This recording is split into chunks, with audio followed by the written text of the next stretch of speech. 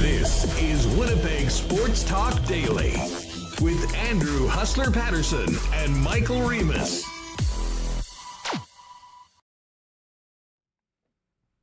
What is going on, everyone? Welcome to Winnipeg Sports Talk Daily. Great to have you all with us. We've got lots to get to today. Hockey, NHL, the Moose in Grand Rapids in the American Hockey League. Bomber rookie camp is open. Big one tonight to see if the Philadelphia Flyers can get back into their series. And we're going to talk a little more draft. First up, Brandon Rewucki will get his thoughts on the draft lottery moving forward for the Winnipeg Jets, and certainly talk a little Flyers Canes for tonight. Stephen Ellis from Daily Faceoff is going to jump on. Figured that post-draft we'd bring in some of our favorites. We had a great conversation with Shane Malloy. We'll talk to one of our other draft and prospect experts on his thoughts and kind of compare them to where Shane was at yesterday about what might be available for the Winnipeg Jets at number 8. We will go to Grand Rapids and check in with our pal Goose on the Moose, Austin Siragusa, after the Moose dropped a 4-2 decision last night to the Grand Rapids Griffins. And then Michael Grajewski from Travel Manitoba will step away from the, traditional sports grind. Get you ready for May-long weekend with some great ideas to get outside of the city and some things to do with camping, glamping, and more with our friends at Travel Manitoba. And then, of course, we'll hit the Cool Bet lines a little bit later on. Great to have you all with us. Do want to thank our sponsors just before we bring in Michal Remis in, but welcome to everyone listening on podcast, and shout out to everyone on the YouTube. Great to get to 14,000 subscribers. Let's push to 15. Hit that thumbs up button and make sure you're subscribed to the channel if you haven't already. Also want to thank our sponsors, of course, our partners over at Cool Bet Canada, Princess Auto, Chud's Power Sports, Clean Line Plumbing, Heating, and Electrical, the Tri-Hospital Lottery. Don't forget, tickets are on right now. Get your tickets before Friday's deadline for the spring bonus to be in for all of the early bird prizes available. Manitoba Battery, Aikens Lake Wilderness Lodge, Breezy Bend, Royal Sports, Boston Pizza, Little Brown Jug, Travel Manitoba, St. Vital Dental Center, the Winnipeg Gold Eyes, counting down to that May 19th home opener. Assiniboia Downs gets going next week. And, of course, the experts and the most trusted people in moving over at Rolly's Transfer. We will get to a why not question of the day for Not Autocorp at Waverly and McGillivray as well. Michal Remis, come on in. Remo, how are we supposed to concentrate on doing a show when we have a Twitter war brewing between our pal Scott Billick and Bubba the Love Sponge? I can't look away, but I'm here to talk about the playoffs, Manitoba Moose, what else? Bomber rookie camp going on, but there's a lot of distractions out there. I'm just going to try to focus on the task at hand. Mock drafts happening. Everyone who's got a mock draft out, Huss, I'm looking at, okay, who they got taking the Jets at 8. So the Jets are not playing, the Moose. An off day today. They play game 4 tomorrow. They did lose yesterday. Lots to get to. Yeah, okay. So anyways, blinders on. We will not be paying attention to this war between Scott Billick and Bubba the Love Sponge. We may as well start with the local team, the Moose, who dropped game 3 yesterday in Grand Rapids, 4-2.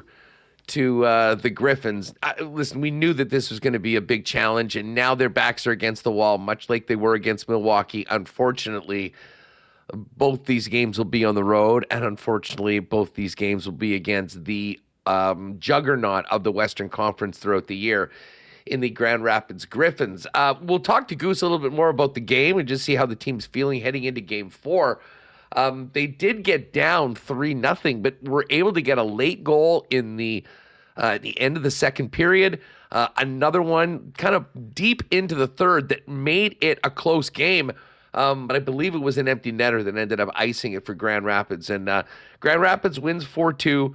But I will say this, they were massive underdogs coming into this series, and every one of these games so far has been really, really tight, and it's another opportunity for particularly these young players to get more playoff experience and show that they belong on the ice with the team that was the bar and the standard in the AHL for the majority of the year. Yeah, Grand Rapids went on a crazy run to start there. You knew it was going to be tough, going down 3-0. Again, you can't really, it's hard to dig yourself out of that hole when you only scored 1 goal in the first 2 games.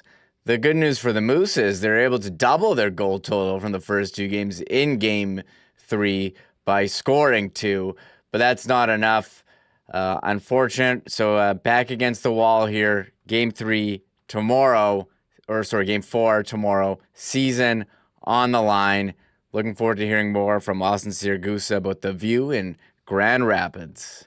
Yeah, that game, of course, will be tomorrow. And if the Moose are able to extend it to a deciding Game 5, that will be Saturday night at 6 p.m. So more on the Moose a little bit later on.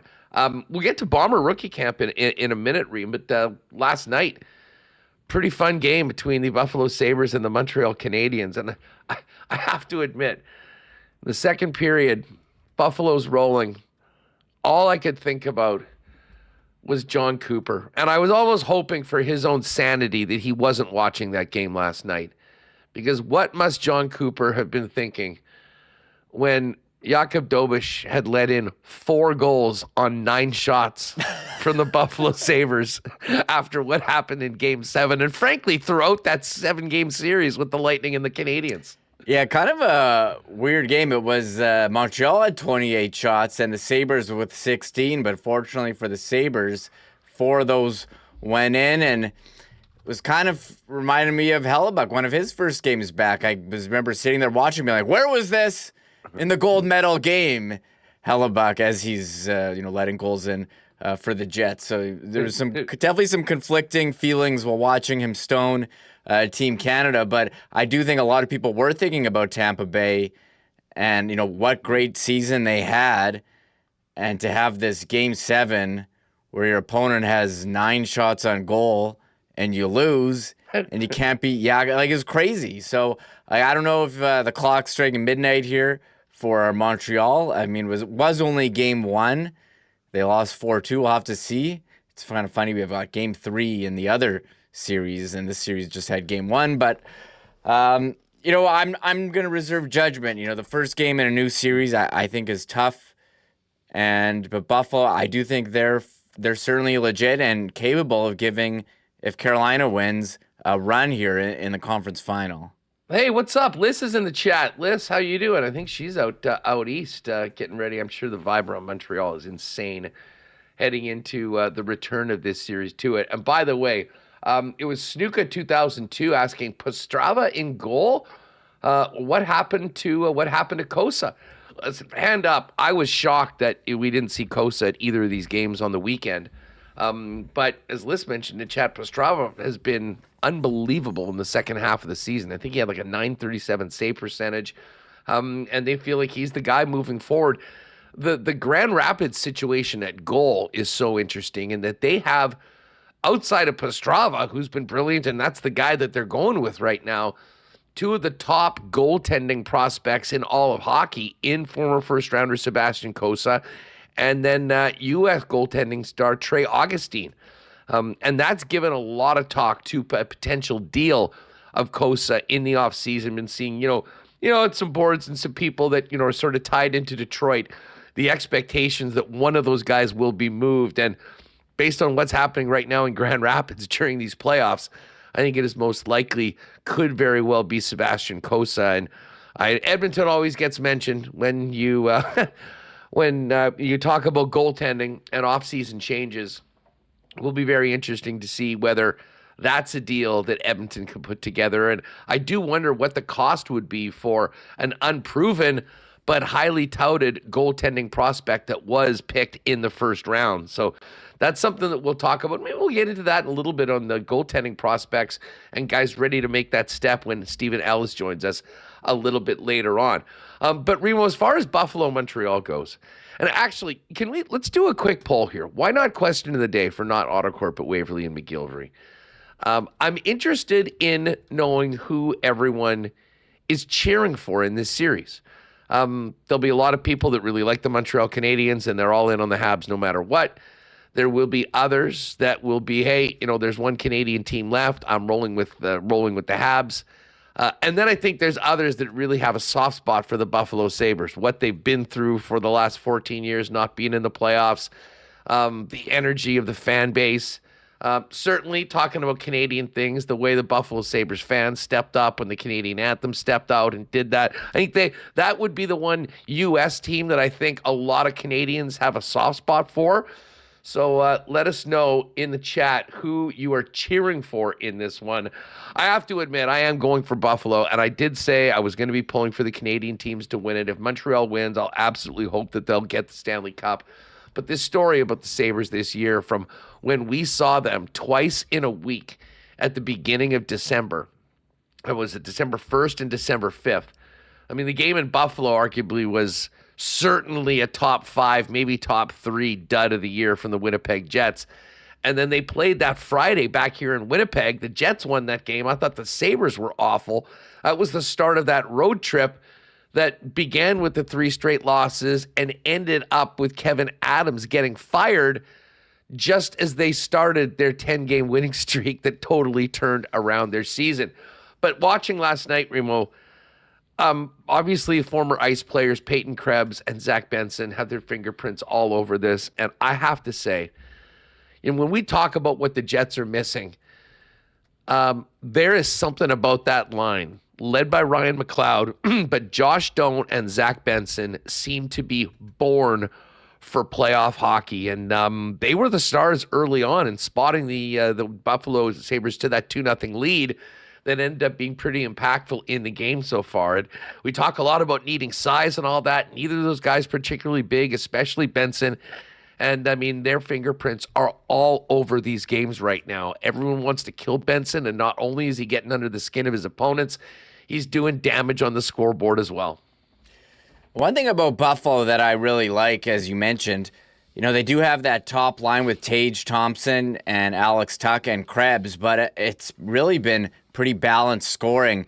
Jason Zucker, Jack Quinn have had their games, and last night it was, I can't believe this is the third line, Josh Norris, who was wasn't he top line center in Ottawa before the trade for Cousins with Zach Benson and Josh Doan. It was them getting on the board yesterday. Doan opening the scoring from Benson, really nice pass there, and they got on the board on the power play as well, and it was power play too, interestingly enough, scoring 2 goals against Montreal. So you like the depth, you like the balance, and if you're looking for a team to cheer for, 59% in our poll say they are hoping for Buffalo. You mentioned the Winnipeg ties, Winnipeg Ice with Benson and Peyton Krebs, but also Logan Stanley. He's playing a role on their team, played 12:52 yesterday on the third pair with Connor Timmins. So he left the game actually in the first period, and they weren't sure whether he was going to be back, and then he was out there a little later on. And you mentioned, I see DFO has them listed with Norris in between Benson and Doan. I think the majority of the time they've been playing with Ryan McLeod. But Benson and Doan in particular have just been the exact sort of players that every team dreams of having around this time. But the moment where I knew that it was Buffalo's night was when Jordan Greenway scored off the fourth line on that shot from Dobish. And I will say this, and you sort of brought this up earlier, I don't think we can make too many hot take or big judgments about the Montreal Canadiens coming out of game number 1, considering what they went through to defeat the heavily favored Tampa Bay Lightning. And every one of these games, I think, is going to be relatively tight. I'm not sure that home ice is going to be a massive factor, even though the crowds in both buildings is going to be ridiculous. But a very, very nice start. And when you're getting, quote unquote, third line players and fourth line players scoring the way Buffalo did, it's going to give you a big time one up on your opponent. And that's why we're talking about a 1-0 series lead for the Sabres last night. One thing I remember from last year's playoffs, when the Jets had that 7-game series against St. Louis, like that first game against Dallas felt like it was a different league. It felt like it was a different game. And I think there was a bit of a letdown and then a more ramping up as the games went on. I know there were a couple days off for Montreal. After the Tampa, you still got to travel home to Montreal, travel to Buffalo, from Sunday to Wednesday. So I'm not going to, shut the door here on Montreal.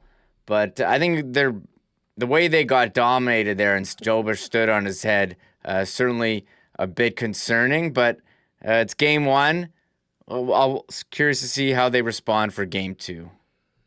Interesting. I'm actually a little surprised at this. When we asked the why not question of the day of who people are pulling for in this Buffalo-Montreal series, I thought it might be 60-40 in favor of the Habs, Reem, but so far the votes are 60-40 for Buffalo. Yeah, maybe people are Leafs fans and they hate Montreal. I am surprised that people aren't blindly just going with the mostly Canadian Jet fans. Jet fans. Well, I know Waiters is in the chat. He says he doesn't cheer for anyone in the playoffs, and people want me to keep putting like the cop-out meh option. That's not how polls work. No. It's binary. Don't vote. Don't vote if you don't have a take. Yeah, don't. Yeah, then everyone's just gonna pick meh. So we're here to give definitive answers. And Buffalo tipping the scales. I think they do have that pull at your heartstrings story of not being in the playoffs for 15 years. Coming out, firing their GM, and next thing you know, they're in first place. Crazy season. Yeah. So anyways, that was nice. And then how about the Ducks last night? Quack, quack, quack. I did not give them much of a chance in this game or in this series. I thought they were going to need to try to find a way at home. Once again, Coach Q. I mean, this is why he's won so much everywhere that he's been. That was a very different-looking Ducks team, a very confident-looking Ducks team. Lucas Dostal had a hell of a game. And all of a sudden, the Vegas Golden Knights wake up this morning having lost home ice, heading to a Honda Center for games 3 and 4 that should be rocking. Like, this Ducks team is playing with house money, I feel, Remo, and they're so young, maybe ahead of schedule. It's like they don't know what they don't know. And while a lot of people would think, hey, this team isn't supposed to be competitive in the second round, don't tell them that right now. Big win for Anaheim last night in Sin City. It's incredible to watch this Anaheim team, come into their own right in front of us. Leo Carlsson, maybe some controversy when he was drafted second over Fantilli, but I mean, this guy's coming in. Was he like a little mini Alex Barkov here for the Ducks? They signed Michal Granlund as a veteran in the offseason, and he's paying dividends. They have a great mix here of the young guys like Gauthier and Seneca. Seneca nominated for the Calder Trophy earlier this week. But then you have veterans like Kreider, Killorn, Granlund. I mean, the defense really, solidified at the deadline with John Carlson. Dostal's been solid goalie. So, man, this Ducks team with Coach Q could certainly make a run. And Vegas, they didn't sound like they had a great season. Fired the coach and brought in John Tortorella. I mean, could Anaheim go toe to toe? Now it's easy. It was just one game. We'll see how Vegas responds. But this series could be a bit longer than we all thought. I thought our former Jet, where are they now, would be how Logan Stanley was doing with the Buffalo Sabres today. And then we got a Jensen Harkins empty netter last night to put the team up 3-0 and ice the game in the third period before Winnipeg's Mark Stone ruined Dostal's shutout with 6 seconds left in the game. I know we've gone through a number of where are they nows in the playoffs. I can't remember whether we mentioned Harkins or not, but there he is out there playing in the second round of the playoffs. Good for him. We mentioned, we went through the former Jets in the playoffs during round one, Huss, and I think we glossed over Harkins, saying, he's not really playing in the lineup. Same with Mikey Isimont as well. But Harkins, as his first playoff game, hadn't played since March 24, and there he is on the ice in a 3-0 lead at the end of the game, scoring the empty netter. So, hey, if you're looking for a team of former Jets, we do have the Sabres with Stanley. Shen and Pearson were healthy scratches, but I think it's really the Ducks is the team with the former Jets. Jacob Trouba, Jeffrey Viel, and Jansen Harkins. We could, who doesn't have, there's no former Jets on Philly or Colorado, but Carolina, Buffalo, Anaheim with the former Jets. And VL, I mean, the story of VL in these playoffs, I mean, I mean, the first round, it was former Moose Jeffrey VL that seemed to be out in the final 2 or 3 minutes in these tight games, every single game. And there he was setting up Bennett Seneca for the very important first goal that broke the tie in the middle of the second period. So 1-1 heading to Anaheim and 1-0 for the Buffalo Sabres. Tonight, we'll get to Philly and Carolina. We'll talk about that series with Philly guy Brandon Rewucki when he jumps and joins the program a little bit later on. Moving away from hockey for a few minutes, Reem. The Blue Bombers are back in town. Rookie camp is underway, and all the talk, it seems, around rookie camp is not surprisingly around the quarterbacks. It doesn't really feel like football weather, or maybe it does if you're into fall playoff football, playoff football weather. Yeah, exactly. So they're out there, and yeah, the biggest battle I think of training camp is for backup quarterback. You've got Terry Wilson, who's been here the last couple seasons, but then you've got newcomers Bryce Perkins, very intriguing. What is he, the UFL MVP? He's got some NFL experience, and the rookie Taylor Elgersma. What everyone's talking about is how big he is. 6'5", 240 huge. pounds. He's a big guy with a big arm. He does have NFL training camp preseason experience. We talked about all offseason, waiting for him to sign with the Bombers. Tried to go to the UFL, couldn't get the work visa. So now he's here competing for the job. So I think this quarterback battle, one to watch, and that was the one that the media were asking about yesterday on day one of rookie camp. Yeah, the receiver depth, I mean, there are always some receivers coming in. Dorian Singer caught a nice touchdown from Elgersma. Keyshawn Smith, another sort of name to watch. There's a ton of guys in camp right now. They are going to need to cut down significantly before main camp, but right now it's about the rookies and their opportunity to do it. Here's a couple quick clips from there. We'll get to the quarterbacks in a second, but here's Coach O'Shea on being back on the field and being out there and seeing the rookies at rookie camp. I mean, it's exciting. We talk about this every year. You get players back on the field and they're running around and they're doing something they love to do, and it's contagious, right? So, Taylor Elgersma is going to be a big part of the conversation. I don't know if you can talk about what you saw from today, but what are your hopes for him in rookie camp and training camp?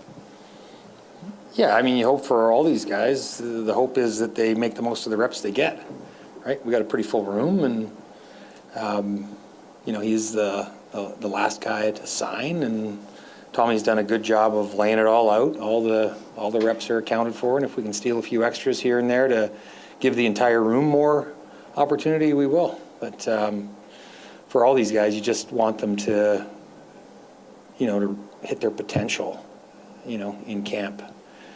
You just don't like seeing guys, for everybody, you don't want to see guys, come in and not be at their best, right? So that's what you hope for, and that's the coach's job too. We gotta put guys in great positions to be successful.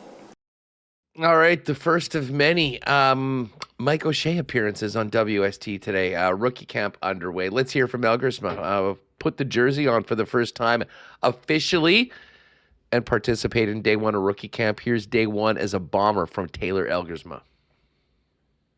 Yeah, this is super exciting. Obviously I've been to a couple training camps in the QB internship program, but being able to be here for the first time, look around this place, it's beautiful. So what more can you ask for? Any surprises?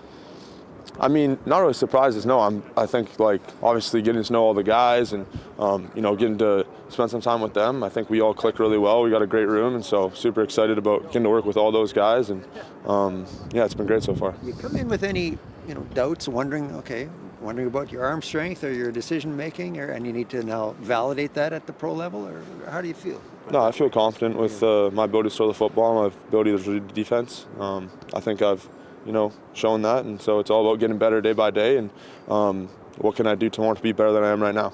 That's really what I'm focused on. And how was day one for those things? I thought it was good. I mean, we're out there trying to find completions. I thought we did a good job protecting the football today as a group. I thought, the guys that were out there with me did a good job coming back to the football. That's all little things that, on day one are important. And guys are still getting used to the waggles. They're still getting used to the play calls. And so I thought we did a good job as a group being able to execute on day one. I'll tell you what, Reem. That guy just looks like a quarterback prototype. Massive. Michael Shea said this is a very, very big dude. And you just see him sitting there in Princess Auto Stadium and think that, maybe this is the start of many, many press scrums for Taylor Elgersma here in the Canadian Football League. Now, he's not the only new quarterback. Bryce Perkins, former UFL MVP, jumped in and also met the media after practice. Talked about coming to Winnipeg was, the reputation of the CFL atmosphere, the support of the city and the Winnipeg Blue Bombers. Here's what Perkins had to say about his first day of rookie camp as a Bomber. No, it's been, so much great sunshine, but it's been good. A little different than, waking up and seeing snow in May. But, I came here last week, so I seen a couple sunny days, and it was pretty nice. Had an opportunity to get out in the city and try a couple eatery spots, so it's been cool, and also getting to know the guys. A lot of us are just coming up here for the first time, getting to learn the game. So talking with those guys, communicating, getting out here for the first time and really rolling. It's been fun, and definitely look forward to keep going. How did day one of camp go? You can watch film, but until you're out there on this field playing these rules, a little different, I think. Yeah, no, definitely a little different. Definitely, for me, there was a lot of things that on paper was clear. Then coming out here, having to put it all together is definitely different. Pre-snap, post-snap with the guys coming up, coming down, and seeing different things. But that's part of the fun process. I told myself coming up here that, it'll be a little different learning game and everything like that. So trying to attack it with a beginner's mindset and really learn from mistakes, learn from these guys too as well. And everybody kind of has their own thing that they bring and just picking knowledge off of everybody. So. All right, so there's Bryce Perkins, another quarterback hopeful for the Bombers. I got to tell you, I'm as excited about this quarterback room behind Zach Collaros as I think I've been maybe as long as Collaros has been here. I mean, obviously, we've talked a lot about Taylor Elgersma, but Bryce Perkins comes in with some real potential as being a guy that maybe could fit in very, very well in the CFL offense.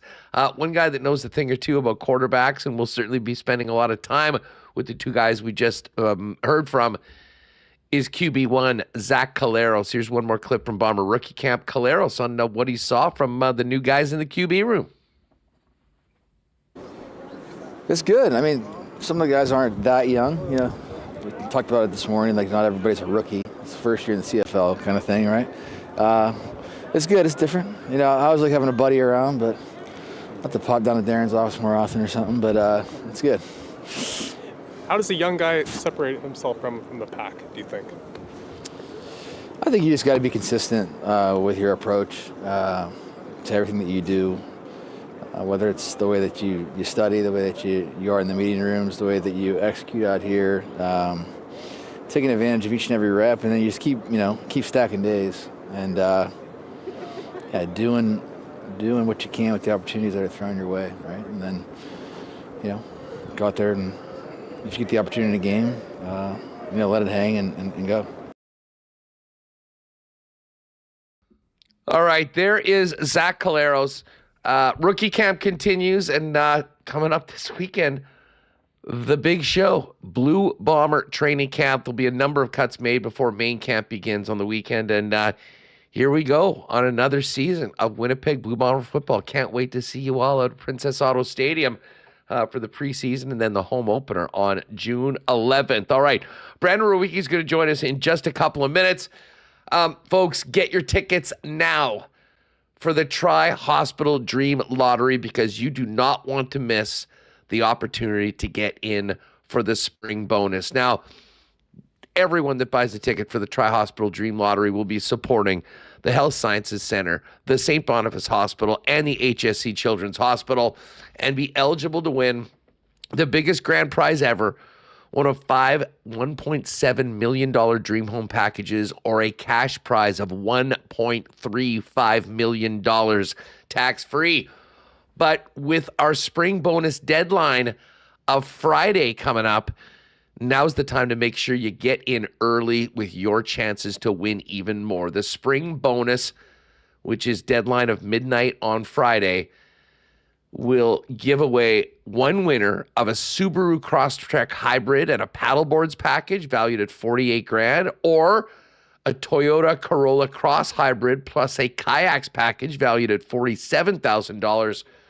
You travelers, how about a $40,000 FairConnect.com travel voucher plus $5,000 cash, or $40,000 cash? We'll also have 5 winners of the Spring Bonus Shop, which is a $2,000 shopping spree at St. Vital Center, CF Polo Park, or the Outlet Collection Winnipeg. 5 winners of those, or if you don't want to do the shopping, you can just take $1,500 cash. We've also got the summer bonus coming up, worth over $95,000, and an incredible array of early bird prizes, 26 winners with prizes worth over $257,000. So do not wait.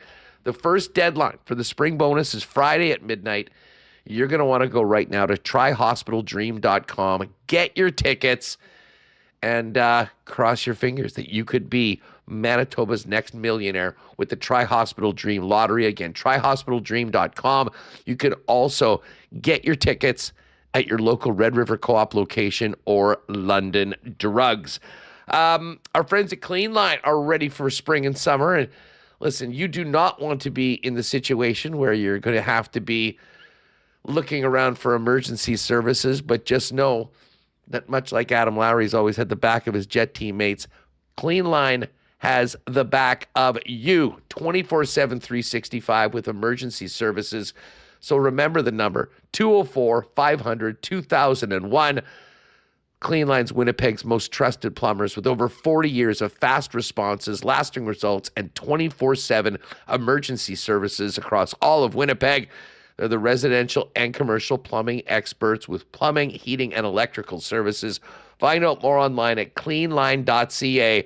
And again, 500-2001, 24/7, 365 for emergency services in Winnipeg. We're getting ready to get those boats going, ATVs, motorcycles, you name it.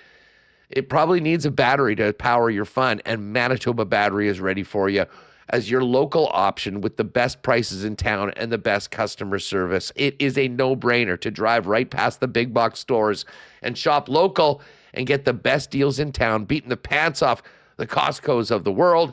And, of course, not only will you have that, but the best in customer service that you won't get at big box stores either. And if you can't make it down to Manitoba Battery, they'll be more than happy to deliver those batteries to you anywhere inside the perimeter. You can visit them in person at Logan Avenue, the original store, the new one on the south side on Dovercourt Drive, or simply check them out online at manitobabattery.com and order online today. And hey, shout out to the guys over at Rolly's Transfer. Did that great job of the move with Connor and family last week. Love that Connor special from the Winnipeg Sports Talk truck. I've had a lot of comments actually lately of people that have been seeing the Rolly's Winnipeg Sports Talk truck out on the road. Well, there's a reason for it. They've been the most trusted name in moving in over 60 years in Manitoba. And it is a no-brainer if you need moving services to holler at the guys at Rolly's. Now, they've got a special deal for Winnipeg Sports Talk listeners. So when you go to Rollies.com and click on Request an Estimate, put in the promo code WST for a special discount on moving services and moving supplies. Let them know when and where you're moving and what needs to go, and they'll turn it around with a great quote and get you locked in for the white glove service and treatment that they've been famous for now into their 7th decade. For all your moving needs, make it Rollies. Find out more today or request an estimate at rollies.com. All right, let's get back to some pucks and welcome in our pal Brandon Rewucki, the host of Skates and Plates. Rew, what's going on? How are you? I'm doing good. How are we doing over there? I'm doing well. I mean, it's kind of stress-free right now, just watching the playoffs and coming over the relative disappointment of the draft lottery a couple days ago. I mean, the Leafs getting it was, I mean, listen, doesn't really affect the Jets very much with that first pick going to the East. Certainly a lot of fans kind of joked that Gavin McKenna is going to likely be in blue and white. The one that we really didn't need, though, was the San Jose Sharks. The entire league didn't need the San Jose Sharks getting another top pick, especially with the riches that they've gotten picking so high for a number of years and obviously hitting the jackpot with Macklin Celebrini. And to top it all off, the Sharks moving up ended up bouncing the Jets back from 7 to 8. What did you think about the festivities? Well, I mean, I do like the new setup where you pick the ping pong balls and you see the combinations. Yeah. And I'll give the NHL credit for that one. What I will say is, and this is more so on the San Jose side of things, like it's funny, Huss, because after they jumped up to number 2, I was talking with my brother and we were like, well, at least, you know, this takes them out of the running because they got Celebrini recently. Like, you can only win so many. Because they finished dead last and got Celebrini, that does not preclude them from winning more lotteries under the NHL system. And I'm not a big fan of that. And I think there's still some tweaking that can be done here. And I don't know, maybe I'm a little more hardline on this than other people, but I wouldn't be, and especially to kind of combat the anti-tanking that goes on in more so NBA than NHL. But I don't. What do you think of something like if you pick in the top 2 or pick in the top 3, wherever you want to put it, that precludes you from picking in the top 3 for the next 2 to 3 years or 5 years, like whatever timeline you want to put on it. Because I agree where it makes everybody a little sour when San Jose is battling for a playoff spot, you know, the last week of the regular season, and then they're going to add another top 2 pick to their already hefty disposal, right? So I don't know. That's something that I would like to see happen. If you're more about parity, in theory, it does give more teams a chance at franchise-changing talent as opposed to just stockpiling it on 2 or 3 teams. And maybe Vancouver could finally have a top 2 pick for the first time. Dude, the Canucks. I mean, they are, it seems like they're simply cursed. I mean, I was just looking at someone threw something up on X that just, you know, every single time they had a chance to move up, sometimes like a 70% chance to move up, they never do. And I don't know if you saw that video that Farhan tweeted out from, I don't know, there's about 800 Canuck fans in this massive bar, and they know they're going down to the final ball. They've got 3 times the chance of everyone else, and they pull up 12. And not only do they not win, but the reaction of Vancouver fans when they saw Toronto winning was that will be my memorable moment from the draft lottery, outside of obviously sweating it out with Connor here on WST. Yeah, and I mean, Toronto not picking 6th was like the most likely. I mean, it felt like the 6th pick was just guaranteed to happen, right? I thought so too. But I mean, I shouldn't even say finally get lucky. They've had 2 number 1 picks in 10 years. Especially you want to talk Vancouver, that's more luck than the vast majority of franchises that are out there. So, I mean, yeah, from a Toronto perspective, it does present some interesting roster building ideas with Matthews kind of being on the fence right now, but you also don't have any more of your first round picks, so you can't rebuild without your pick. Like, there's all that thing. But I guess from a Winnipeg perspective, 8th isn't too bad. I feel like 8th is kind of the cutoff where you fall back into like the 3rd tier of talent in this draft. So, could be worse, could be better. Yeah, we're going to talk more, and we'll get Stephen Ellis's take. It was a very interesting conversation yesterday on the show with Shane Malloy, who, and he makes a very compelling case that he prioritizes top pairing defensemen because of the scarcity of them that are really in the league right now. And, obviously we talked about Stenberg and McKenna as the top 2 picks. I mean, there's a group of 5 defensemen right after that, because Daxon Rudolph is a guy that, if you look at a lot of mocks, he's maybe 10 or 11.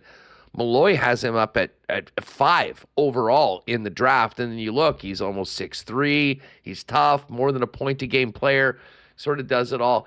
I'll be honest, I hadn't read or talked a lot about him beforehand, but since Shane came on, did a little digging, and there's a real good, solid group of defensemen. And if that run of defensemen goes as expected, along with Caleb Malhotra, there is the possibility that the Winnipeg Jets are deciding between one of the 2 remaining centers, Tynan Lawrence or Viggo Bjork, or potentially one of that group of 5 defensemen that projects to potentially be a 1 in the NHL. So, yeah, definitely not great moving from 7 to 8, but because of that second tier and how many players they're in, it does look like the Jets will still have an opportunity to get their hands on a pretty good prospect.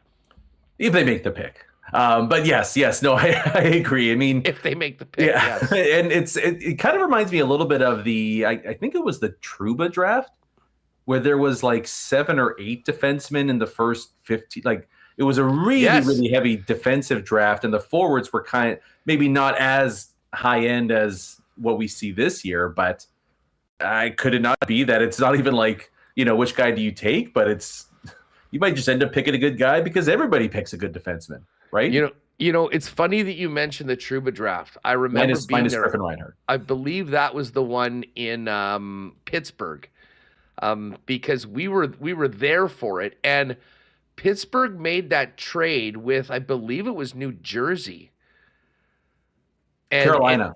Carolina, yes, thank you very much. But you're right, it was a big run. I mean, it was the Yakupov trade deal, so that was a bust. I mean, Ryan Murray, pretty solid career. Galchenyuk went to the Habs. The Griffin Reinhart pick was an absolute disaster for the Islanders, and they somehow managed to turn that into Matt Barzal, I believe, with the Edmonton Oilers. But then you got Morgan Riley, Hampus Lindholm, Matt Dumba. Pittsburgh went and took Derek Pouliot, and then it was Jacob Trouba right afterwards, and the Slater Kui, who didn't really pan out as a big-time NHL defenseman, but went in, and there was a run of 7 straight defensemen. And, it's interesting. You look at those D that were picked in that draft, and outside of Morgan Riley, who I guess has 951 games, Trouba, the next guy up at 906, and it does show, about half of them turned into guys that project to maybe be 1,000-game players in the National Hockey League. And then you get Pouliot, you get Kui, you get Griffin Reinhart that never really turned out. So far from a sure thing, even in the top 10, but there is a pretty interesting. Let me ask you this. If there was one of those defensemen and the 2 centers available for the Jets, assuming they take the pick, do you go with defense after hitting defense the last couple of years? Or honestly, I came in thinking we've been talking about center for 10 years, going back to Paul Stastny. If you think there's a guy that can turn into a solid top 6 center, do you jump on that? It's obvious that those are the 2 prime positions, right now in the draft, and certainly areas of need. Yeah, it's funny. It kind of reminds me of when, during the NFL draft, when people are like, "Well, this team has to take a quarterback. How do you not take a quarterback here?" But it's like, if you don't think he's going to be any good, you don't just take him to take him. So that's the rub in this. Is it's easy to say, you should take a centerman, you should take a defenseman, but this is where you need to trust your scouting, everything that goes into it, that we think this player is going to have the best career, and that's who we end up taking at this spot. So, I mean, if you had to make me pick between center or defenseman, that's kind of an interesting debate. I still might lean center. And as great as Viggo Bjork is, there's just not a big history of 5'9" centermen that are impact players. If there is, he could be. I love his game, but I wonder if Ty Lawrence might be 1 or 2 on the Jets' radar in terms of guys that legitimately could be available at that slot there. Because I agree, I think Malhotra is closer to going top 3 than he is top 5. So I don't anticipate that being something that's there for the Jets. But I mean, my dream scenario would be you have my favorite defenseman in the draft, who's Albert Smits, as an option at 8, along with Ty Lawrence. And then you really can't go too wrong at that point. And even Lawrence, though, there's a lot of debate about what his ceiling is, because he came into the year as basically a consensus top 3 pick, and he had about as nightmarish of a season as you could have hoped for a guy with that kind. So it kind of clouds what his future outlook is. But all in all, if the Jets walked away with one of those 2 guys after round 1 of the draft, I don't think there'd be too many angry faces. No, I'm with you. And, digging into a little bit more on Lawrence, and again, we'll ask Stephen Ellis, who's going to join us in about 10 minutes or so on the program on it.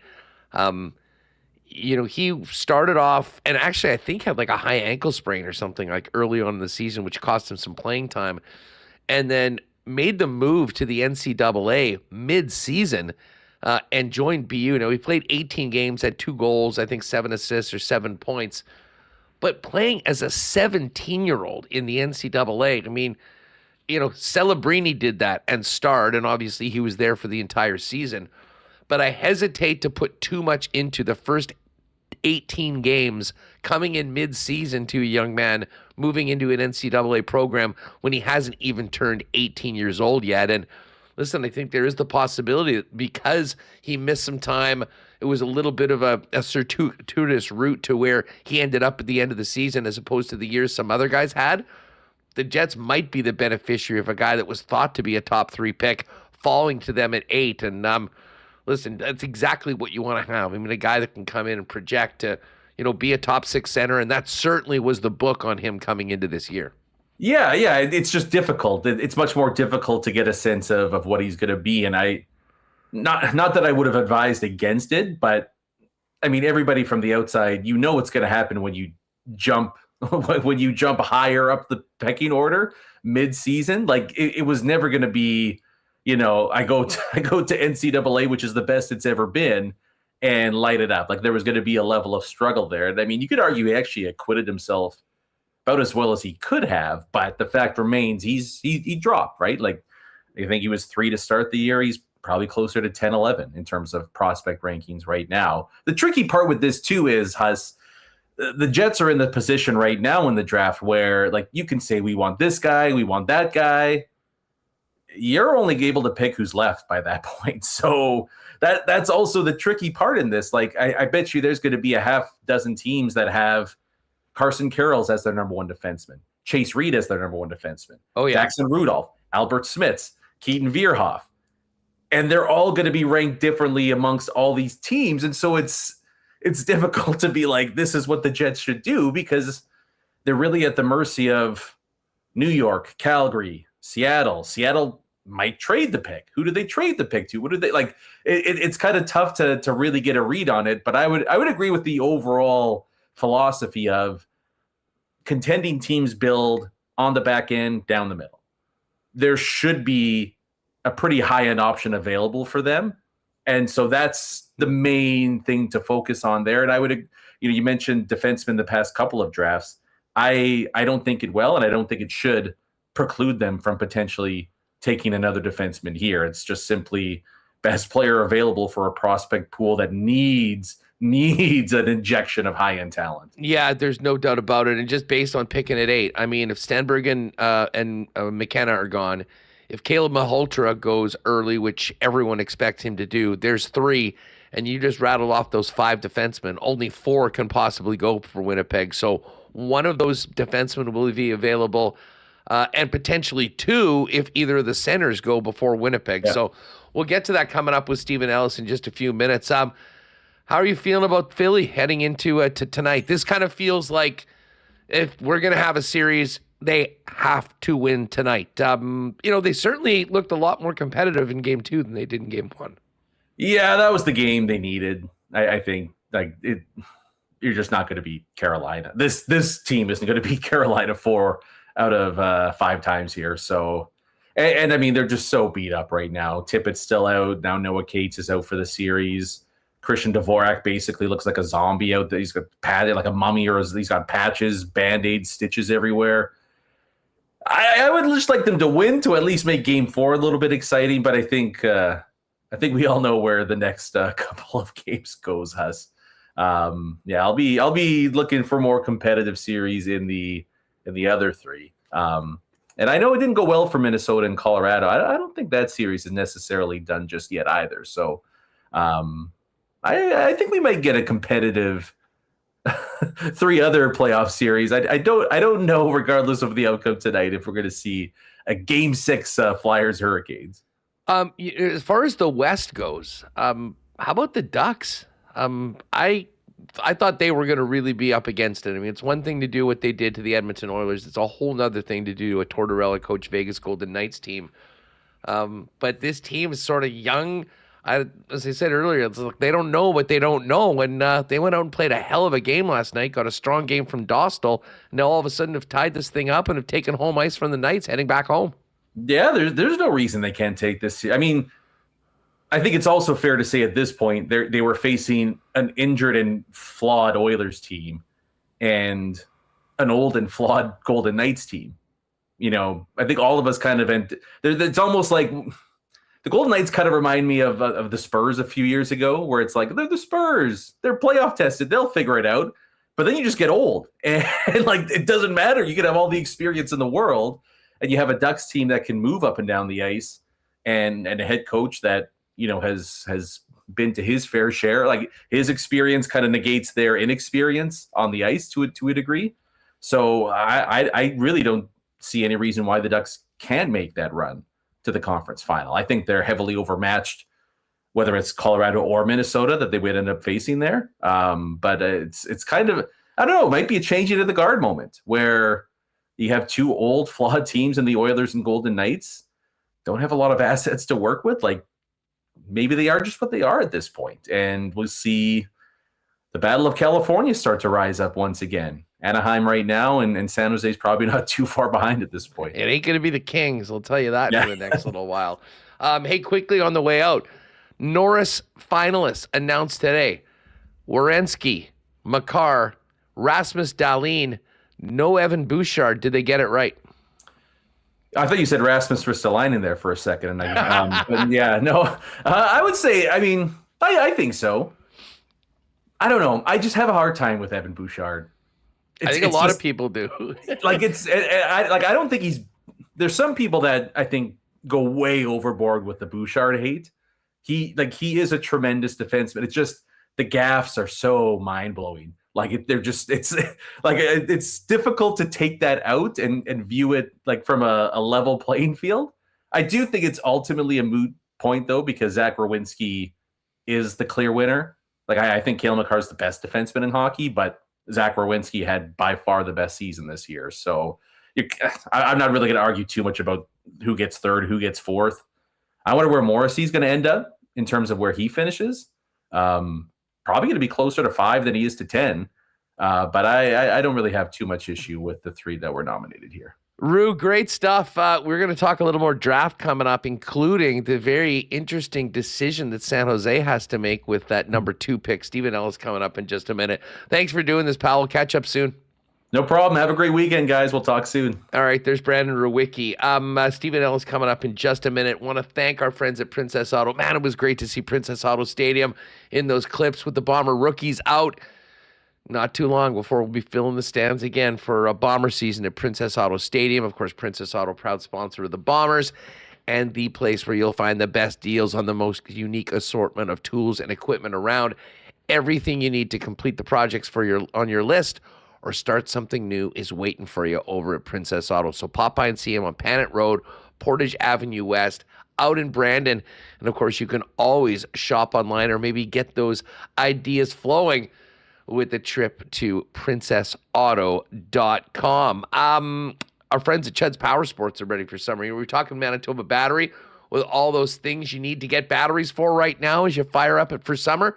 Well, all those great things are waiting for you at Chud's Power Sports. They have moved out the snow machines, and now it's time to talk about dirt bikes, motorcycles, ATVs, boats, RVs, golf carts. They've got it all at Chud's Power Sports with some of the best prices around and the best in customer service and experts to help you get the absolutely perfect choice to make your summer even better. You can go to chudspowersports.com right now and check out great early season options, financing options to ride now and pay later.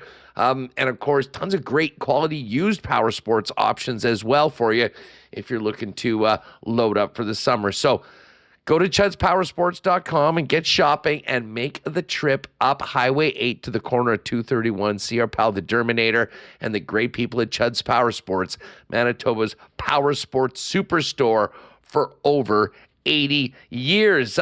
Terry and the gang at St. Vital Dental Center are ready for this weather to sort of get going. You don't want to be dealing with dentist appointments in the middle of the summer, so why don't you get it done right now? And if you're looking for a great long-term home for you and your family, one of Winnipeg's top clinics, St. Vital Dental Center has been taking care of generations of Winnipeggers and Manitobans, and clients from 6 months to 99 plus, and a full array of dental services from cleanings and checkups to things like dental implants. They do it all. Beautiful new building at 167 St. Anne's Road with convenient free parking right behind the building. For all your dental needs, Dr. Terry and the great people at St. Vital Dental Center are waiting for you. Make an appointment today online at stvitaldental.ca. And hey, got to shout out Boston Pizza. Got another big game tonight in the Stanley Cup playoffs. Couple big ones tomorrow. Popped by there last night, man. It's no better place to get together with your gang than watch playoff hockey and enjoy the new Boston Pizza playoff menu, including the MVP platter, wing flights, pizza flights, and of course those ice cold schooners. If you're staying at home, you can always order online and get it hot and fresh to your door by ordering online at bostonpizza.com. All right, we're going to get into some draft talk right now. Our good friend Stephen Ellis from Daily Faceoff jumping on right now. And do want to mention that this segment's brought to you by the Prairie Toyota dealers and the Toyota Tacoma. Its standard I-Force engine boasts an impressive towing capacity of up to 6,400 pounds. In fact, it's the most powerful Tacoma ever. So whether you're hauling gear to the rink or heading to an away game, you can tackle it with ease.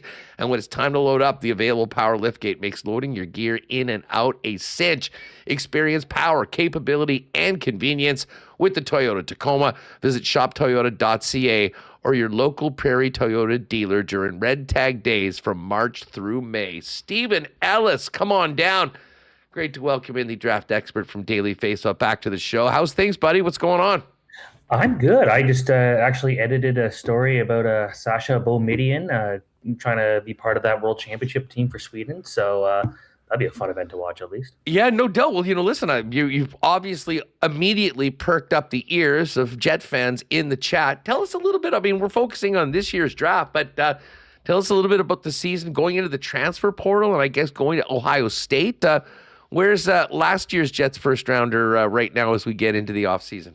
Yeah, so from everything I've seen, he's looked pretty good in a bunch of exhibition games that Sweden's been playing in. And he had a busy year, had that World Junior Championship performance where he won gold. And then with Boston University, not a great team this year. Felt like it just wasn't a perfect fit. So for him going to Ohio State, essentially going back home for him, because it's kind of funny. He's the most Ohio-sounding Swedish guy you've ever met, because that's where he's born. That's where his dad worked and played and everything like that. So I feel like that's something where it's a good opportunity for him to kind of just get back into his comfort zone, an area he knows really well, and maybe find a way to thrive there. So I still like him as a prospect. I still think it was a good pick, and I think this will be a good opportunity for him. But if he ends up making the final roster for the World Championship, because they've brought a lot of young guys, but they're also saving some roster spots for guys who could come from the NHL. We'll see kind of what happens. The fact that he's been part of this whole situation here and been part of the whole plan has been very impressive. And you could say, oh yeah, his dad's the GM, a bit of nepotism. But from my understanding, it was Coach Sam Hallam that actually made it kind of all happen. It was him who wanted Sasha Boumedienne there more so than his dad. So there's that. Hey, just before we dive into the lottery aftermath and this year's draft, you obviously out east spend a ton of time scouting and looking at the Ontario Hockey League for the upcoming draft. But I do want to ask you what you saw about from Kieran Walton and Kevin He. The Jets are a team that really needs, a win or two from some of the later rounds. And, both of those guys, I believe, a fourth rounder and a sixth rounder have seemed to kind of up the expectations of what they might be able to do as they finish up their OHL careers and turn pro. Where are those two young men at when it comes to the next level of pro hockey? Well, I think you're thrilled kind of no matter what happens here. I think these are two guys that you probably didn't expect to be legitimate prospects, and I think you're looking at where would I put them kind of in this? I'd say Kieran Walton I'm a bit more intrigued about, I think, because of that size, and he's got that ability to go out there and maybe a game breaker at a point. And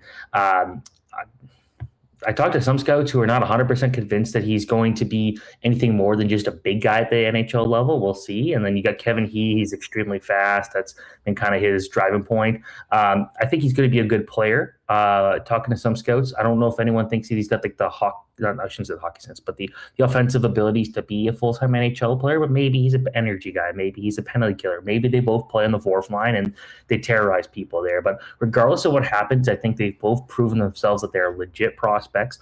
They are definitely guys that look like absolute steals from their drafts, and I think the Jets got to be really happy they took both of them. Yeah, and I think in particular when it comes to He, we've seen the Jets get a little bit older, and it really did seem like they needed an injection of youth and of speed to the lineup, and that's sort of the calling card of Kevin He. And I'll tell you what, he really impressed with those attributes at training camp last year.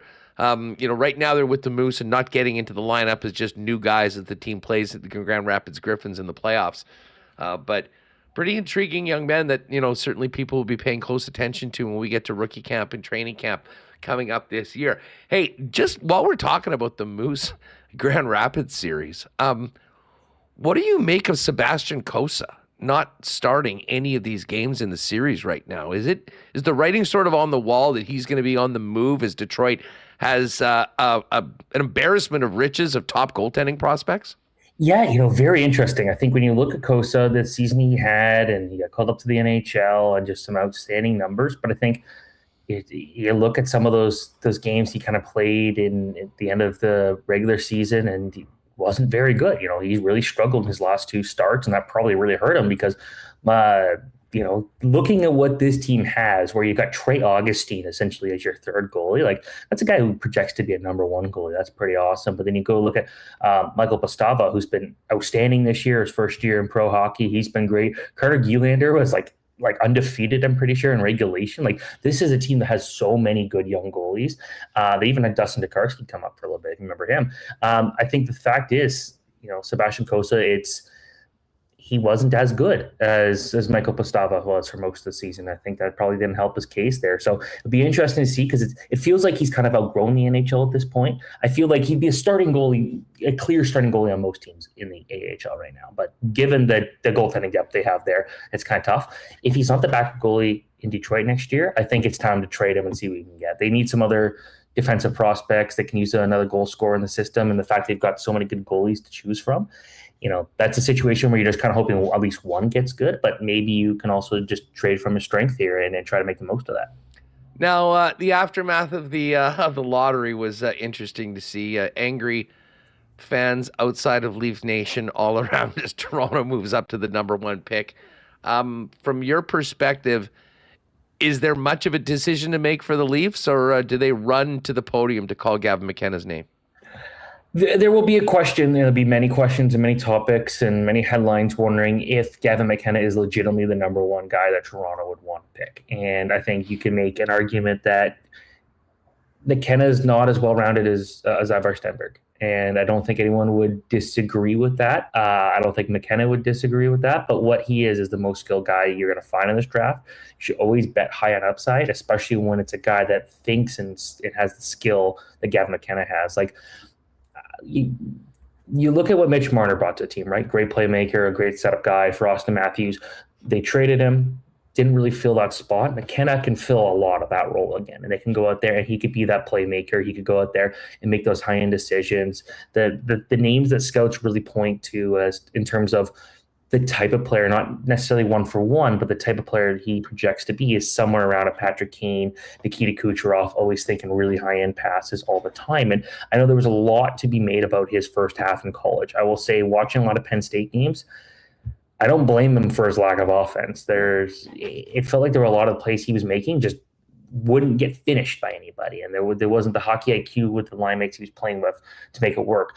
Goes to the World Juniors, comes back, totally different player. He's more aggressive. He's better defensively. Like, that's still not his strength, and he's not going to go knock out guys unless it's, in a parking lot somewhere. But I feel like watching him out there with the skill he has and the raw talent, like, he could beat most guys one-on-one. He's not even a high-end goal scorer, but he can score. He's just a better playmaker. That's where he's best at, and he knows how to play with high-caliber players. Like, you watch him at the World Juniors. They tried him a few different combinations before the tournament began. Eventually, he figured it out with Michael Hage and TJ Ginla. Ginla has that finishing ability. Hage can be the one that takes that defensive responsibility away. And then you go look at McKenna, what he was able to do. He knows how to play with high-caliber players. He has throughout his entire career. Look at watching him with Porter Martone in particular at the U18s was unbelievable. They were so good together. McKenna had 4 goals in the U18 gold medal game in 2024. I was at that game in Finland. That atmosphere was insane. That comeback was unbelievable. And Gavin McKenna made it happen. And I think if I'm Toronto, that's who I take. It's funny. I was just checking out your latest article at Daily Faceoff on the very interesting choices available to the Sharks after moving up to number 2. This is a team that probably does not need another world-class winger. They've been drafting so high, but they're on the clock at 2. There's all these great defensemen, but there's also seemingly a clear top 2 with Stenberg being the number 2 guy. Do they skip over that and pick their favorite defenseman? Might we see an NFL-style trade where they just trade down a few picks for more assets or trade the pick entirely? I mean, give us your thoughts on what San Jose may do and what, in your opinion, what's the best thing for the franchise moving forward, considering what they've already gotten in recent lotteries and drafts? I think there's a better chance I'll get drafted second overall than the Sharks trading the pick, because trades at that caliber just don't happen. But I would love that to happen. It'd be a lot more fun. And it feels like San Jose just was not the right team to get number 2 because, they probably would be better off of a guy like Chase Reed, Carson Karls, Albert Smits, Keaton Verhoff. But is that the right pick at number 2? And that's the one from talking to people around the league. It seems like no one's convinced picking a defenseman at number 2 is the ultimate best decision. But here's the thing. I always say pick best player available because your needs are going to change. What if they end up picking someone through a trade and making it all work in the offseason or a free agency? And then, you know what? Perfect. Good. Like, they've got opportunities here. If they add another winger, another high scoring, another quality playmaker in Ivor Stenberg, they've got other guys they could trade in the system. They could say, hey, Eklund, this guy's fantastic. He's a good player. What do you want from him? And a lot of teams would come calling. They've got some other good prospects in the system, some other goal scorers that can go out there and be trade bait. So it really depends on who they feel is the best player available. Do they think Chase Reed could be a number 1 defenseman? Do you think Carson Karls could be a number 1 defenseman and be a kind of a more defensively reliable offset option to Sam Dickinson? I think that's something that's going to take a while for San Jose to really believe in. And whether or not they view, in particular, Chase Reed, the OHL being strong enough this season. Did Chase Reed look really good because he's really good? Or did he look really good because the OHL took a step down compared to last year where he would have had to face guys like Michael Misa and Porter Martone and Malcolm Spence and all these guys that ended up either going to the NHL or the NCAA. So it's a tough one. And I don't think they're going to be convinced on any answer up until probably the hours leading up to the draft. It's pretty much consensus that Caleb Malholtra has put himself, in the mix to potentially go at 3 if Vancouver likes him. Early on, assuming that McKenna and Stenberg and Malholtra get picked before the Winnipeg Jets are on the clock at 8, you've got this group of 4-5 defensemen and then the 2 centers, specifically to the defense core. We were talking with Shane Malloy yesterday, and I'm kind of looking a lot of mocks, and we're talking about Chase Reed, Verhoff, Karls, Smits. He's also really high on Daxon Rudolph and actually had Rudolph in at 5. Of those defensemen, Steven, is there a clear guy at the top? And how do you kind of peg those defensemen for, a team like Winnipeg that may have one of them remaining? I think right now it's looking pretty tight for me for Chase Reed and Carson Karls. I think you can make an argument for either of those two. And then Verhoff, I think there's a lot of upside there. Then it's Smits and Rudolph, I think, kind of battling for the next spot there. I think with Rudolph, my one concern is defensively, he could be a bit too passive. He could let guys come in a little too much and make these high-end plays. But then you go watch him play in the WHL playoffs, and he'll be in the championship series. I'm very excited to watch that, Prince Albert versus Everett. He's got like 23 points. He's like 5 points clear of anybody on his own team, regardless of position and scoring. He's having an unbelievable playoff, and that's a guy you should be getting excited about. Very productive this season. I don't think he's as flashy as some of these other guys, and I think defensively he's maybe a step down from Chase Reed or Carson Karls, but he's got everything that going for him to be a top 4 defenseman and a very solid top 4 defenseman who can play the puck, put up a lot of points, and be very, very good at both ends of the ice. So,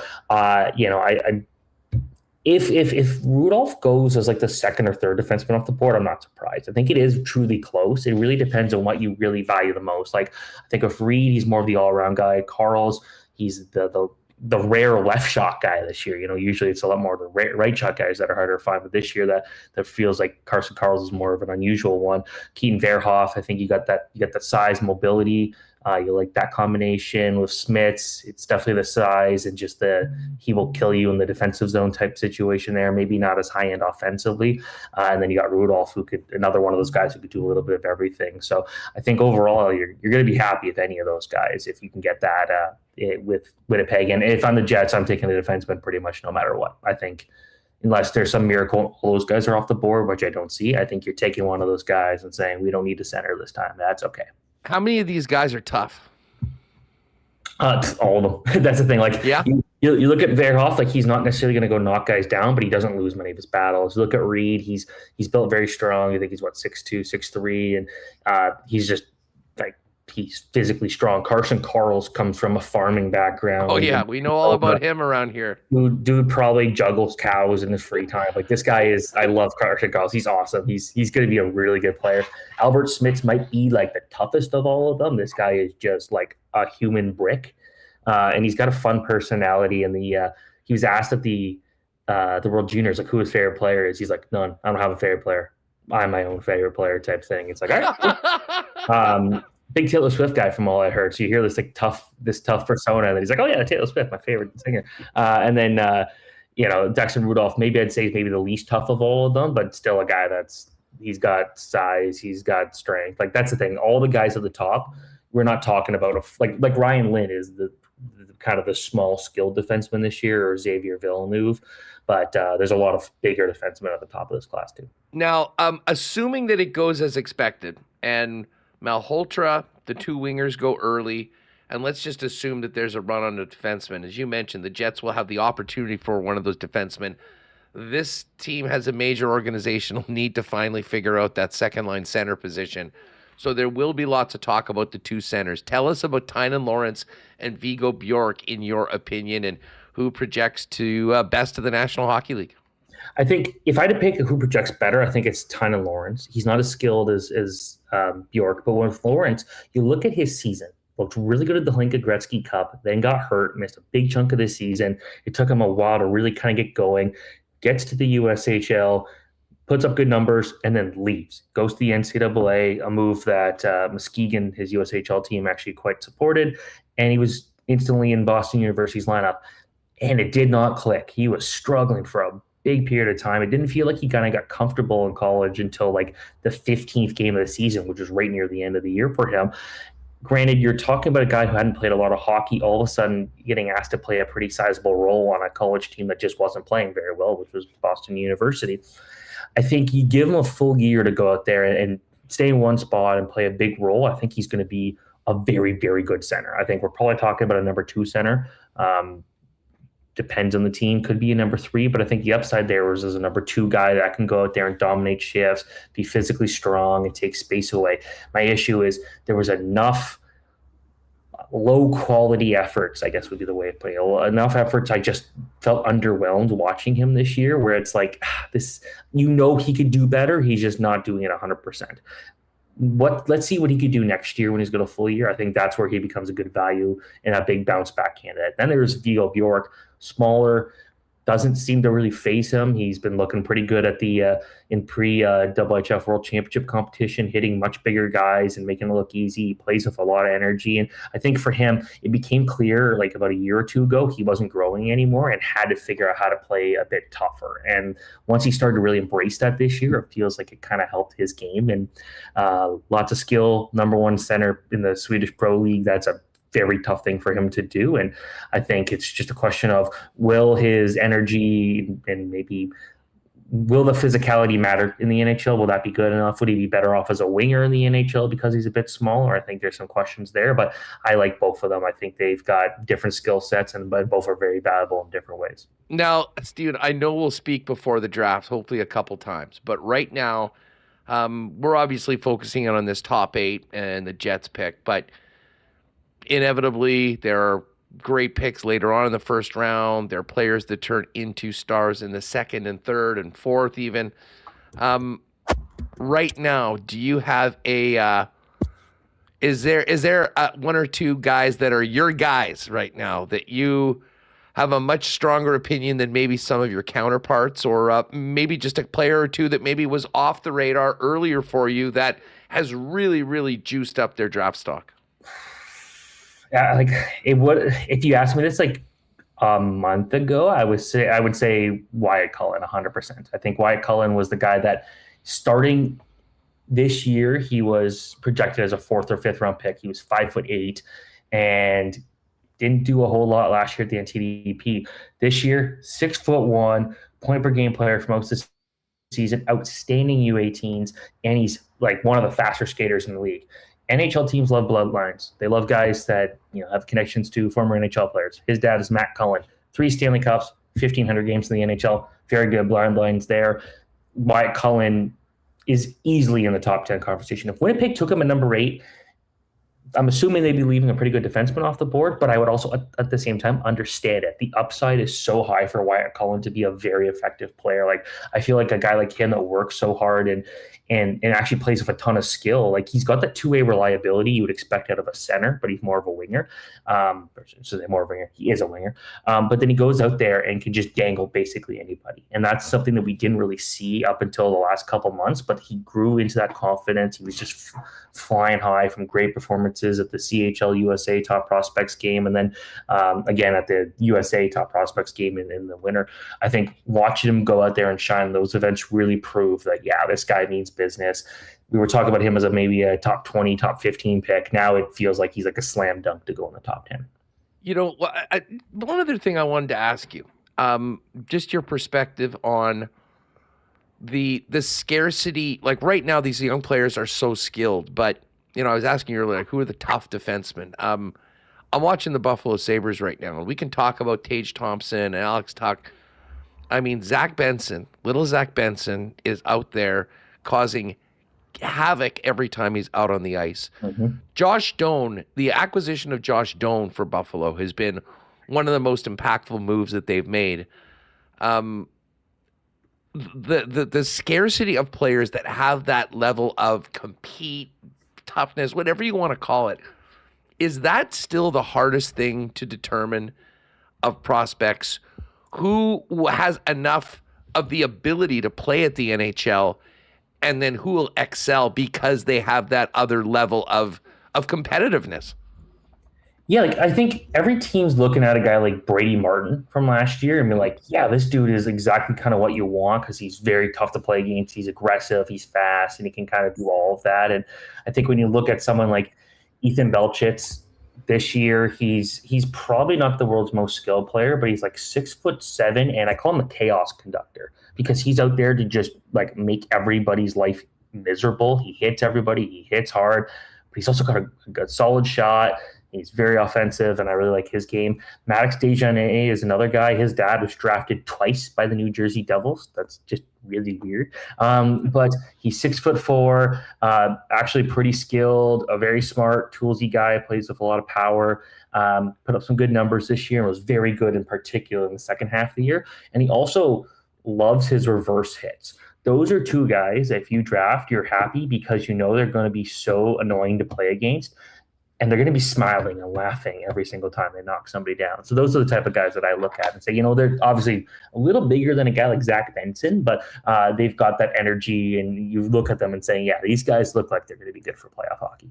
Stephen Ellis, Daily Faceoff, joining us on WST. I'm looking forward to more chats with you as we get closer to Buffalo. Thanks again for coming on today. You've got a great piece right now and the very interesting choices available to the San Jose Sharks, who are on the clock at number 2. What else is coming up that people should be paying attention to at DFO? So I got kind of a similar topic, but it's about the Vancouver Canucks coming up tomorrow. I will be in Buffalo for Game 2, Buffalo versus Montreal. I'll be covering that for DFO. And then it's World Championship mode after that. Can't wait. One of my favorite events. USA just put out their roster. Matthew Tkachuk is the only Olympian returning to the team. A lot of young guys, some college dudes, but that tournament is always must-watch hockey. Although I'm missing like Canada versus Italy because I'm going to be working on a NASCAR race, so I'm kind of disappointed about that one. Will you be bringing your rollerblades to Buffalo? I will have my hockey equipment with me. Actually, funny enough, when I go to the NHL draft, the Thursday, I'm gonna come back and play a game in my league, and then drive all the way back. Like go across the border with my hockey equipment, go play a game, maybe 2, depending on how that one goes, and then be back at like 1 a.m. and get ready for the draft. So that's going to be kind of wild. It's kind of the nice thing about living close enough to Buffalo where it's not a big issue. Well, hey, listen, enjoy that game. I'm jealous. That is going to be a lot of fun for Game 2 between the Sabres and Habs.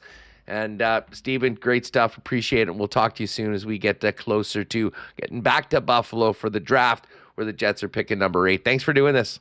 Thanks so much. All right, there's our guy, Stephen Ellis. All right, we're going to get to Grand Rapids in just a minute and check in on the Manitoba Moose heading into Game 4 of their series against the Grand Rapids Griffins. Want to mention, guys, amazing tent sale at Royal Sports last weekend. They'll have another one coming up in a couple weeks, so be sure to pay attention to the Royal Sports Instagram page at Royal Sports Winnipeg for the latest merchandise drops and sale information, and certainly info on the tent sale. But as we finally get into double-digit highs, now's the time to get outside. And I know Remis's little girl had her first soccer game. Many leagues are starting. Maybe they didn't start this week because the weather was so garbage. That being said, if you need cleats, kits, anything when it comes to soccer, baseball, softball, Royal Sports is ready to go. And of course, it is also time to hit the bike pass and get out on 2 wheels. Incredible selection of bikes and e-bikes available at Royal Sports as well. So let's get ready for spring with some great deals at Royal Sports. Get on down there, 750 Pembina Highway. And as I mentioned, Royal Sports Winnipeg on Instagram with all the latest stuff that's coming in for spring over at Royal Sports. We're ready for Goldeyes home opener. That is coming up in less than 2 weeks, May 19th. They're well over 80% sold. We had Andrew Collier on a couple days ago. Beautiful red Goldeyes jersey giveaway for the first 500 fans. But tickets are going quickly. And as I said, do not show up to the ballpark and get in that big, long line. What you're going to want to do is just go to goldeyes.com/tickets, pick them up, get them on your phone, and then get there early and make sure you get your hands on one of those beautiful jerseys that they'll be giving out to the first 500 fans. Goldeyes home opener, May 19th. More information on the upcoming season at goldeyes.com. And hey, speaking of opening day, next week is the opening day of Assiniboia Downs. We'll have Darren Dunn set up the season for us coming up on Monday's program. And then Tuesday and Wednesday, the first 2 days of live racing and the first 2 days of mine and Michael's head-to-head challenge when it comes to picking winners at Assiniboia Downs. I'm looking for a three-peat. We'll get to picks on Tuesday, but we do have a great contest. Always mention my favorite thing to do in the summer is get out and enjoy that incredible prime rib buffet and the amazing food in the dining room. And on June 3rd, the WST team will be welcoming 3 winners and their guest to join us in the dining room for a night of live racing and a heck of a lot of great eats. What you're going to want to do is go to winnipegsportstalk.com/contest. Enter your name and your information so we can contact you if you win. And the next 3 Wednesdays, after we do our picks, we'll be picking 10 names, and every name will get a horse. And we've got something like marble race, but it's a horse race. And the winner on each of the Wednesdays we'll get an invite for them and a guest to join us, chow down on that amazing food in the dining room, and hopefully pick some winners at Assiniboia Down. So get over winnipegsportstalk.com/contest, count yourself in, and maybe you will get picked for the horse races we'll be doing the next few Wednesdays here on WST. All right, let's head out to Grand Rapids and check in with the Goose on the Moose, our pal Austin Siragusa, after a tough one in Game 3 last night for Manitoba. Goose, what's up, man? Thanks for doing this. What's going on, Huss? Yeah, good to be back.